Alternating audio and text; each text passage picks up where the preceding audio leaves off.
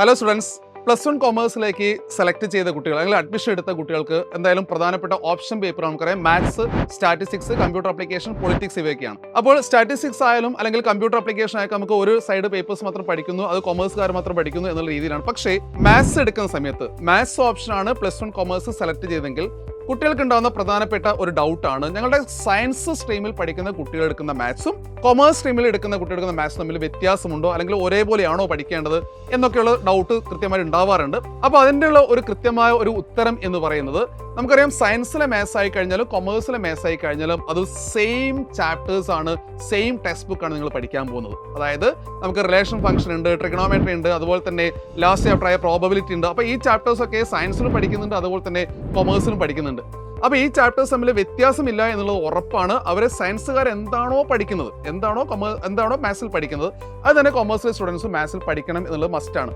അപ്പോൾ കുട്ടികൾ പിന്നീട് ചോദിക്കാറുണ്ട്, അപ്പോൾ നമുക്ക് ക്വസ്റ്റ്യൻ പേപ്പർ വരുമ്പോൾ, അതായത് പബ്ലിക് എക്സാമിനേഷൻ്റെ ക്വസ്റ്റ്യൻ പേപ്പർ വരുന്ന സമയത്ത് സയൻസുകാരുടെ ക്വസ്റ്റ്യൻ പേപ്പർ തന്നെയാണോ ഞങ്ങൾക്ക് എന്ന് ചോദിക്കാറുണ്ട്. അപ്പോൾ ഇവിടെയാണ് നമുക്കൊരു കൺഫ്യൂഷൻ ഉള്ളത്. അതായത് നിങ്ങൾ എക്സാമിനേഷൻ ഹാളിലേക്ക് പോകുന്ന സമയത്ത് നിങ്ങളുടെ ക്വസ്റ്റ്യൻ പേപ്പർ രണ്ടും വ്യത്യസ്തമായിരിക്കും. സയൻസിലെ കുട്ടികൾ എഴുതുന്ന മാത്സിന്റെ ക്വസ്റ്റ്യൻ പേപ്പർ ആയിരിക്കില്ല കൊമേഴ്സിലെ കുട്ടികൾ എഴുതുന്ന മാത്സിന്റെ ക്വസ്റ്റ്യൻ പേപ്പർ, രണ്ടും വ്യത്യാസമുണ്ട്.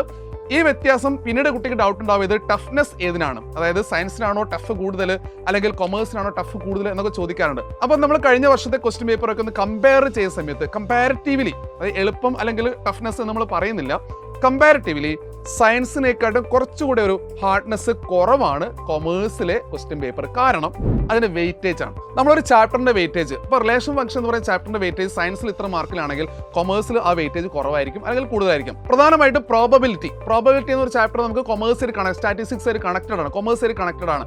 അപ്പോൾ സയൻസിനും കൊമേഴ്സിനും നമ്മൾ കമ്പയർ ചെയ്യുന്ന സമയത്ത് പ്രോബബിലിറ്റി എന്ന് പറയുന്ന ചാപ്റ്ററിൽ കൊമേഴ്സിൽ മാർക്ക് കൂടുതലായിരിക്കും, അതുപോലെ തന്നെ സയൻസിൽ ആ മാർക്ക് കുറവായിരിക്കും. അപ്പോൾ രണ്ട് രീതിയിലാണ് വ്യത്യാസം സംഭവിക്കുന്നത്. ഒന്ന്, ക്വസ്റ്റ്യൻ പേപ്പറിന്റെ ഹാർഡ്നെസ്സിൽ സയൻസിലേക്കാട്ടും കുറച്ച് കുറവ് കൊമേഴ്സിനായിരിക്കും. ആൻഡ് നമ്പർ 2, അതായത് നമ്മുടെ ചാപ്റ്റർ വെയിറ്റേജിൽ വ്യത്യാസമുണ്ട്. അതായത് സയൻസിലെ ചാപ്റ്റർ വെയിറ്റേജിനെക്കാട്ടും കൊമേഴ്സിലെ ചാപ്റ്റർ വെയിറ്റേജ് എന്ന് പറഞ്ഞാൽ ഓരോ ചാപ്റ്റർ ഇത്ര മാർക്ക് അലോട്ട് ചെയ്യുന്നതാണ് ചാപ്റ്റർ വെയിറ്റേജ്.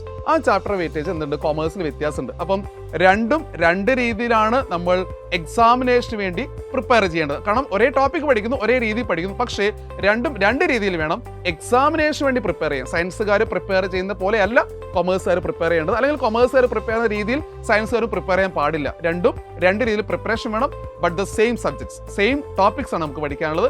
ആ ഒരേ സബ്ജക്ട് തന്നെ വ്യത്യസ്തമായ ടോപ്പിക്കുകളല്ല, ഒരേ ടോപ്പിക്കുകൾ ഒരേ പാഠങ്ങൾ പഠിക്കുന്നു. ഇതാണ് കൊമേഴ്സിനെ കുറിച്ചുള്ള അല്ലെങ്കിൽ കൊമേഴ്സിൽ മാത്സിനെ കുറിച്ചുള്ള കുട്ടികളുടെ പ്രധാനപ്പെട്ട ഡൗട്ട്. അപ്പോൾ അത് ക്ലിയർ ആയിട്ടുണ്ടെന്ന് കരുതുന്നു. അതുകൊണ്ട് സെയിം മാത്സ് നിങ്ങൾ പഠിക്കാൻ പോകുന്നു.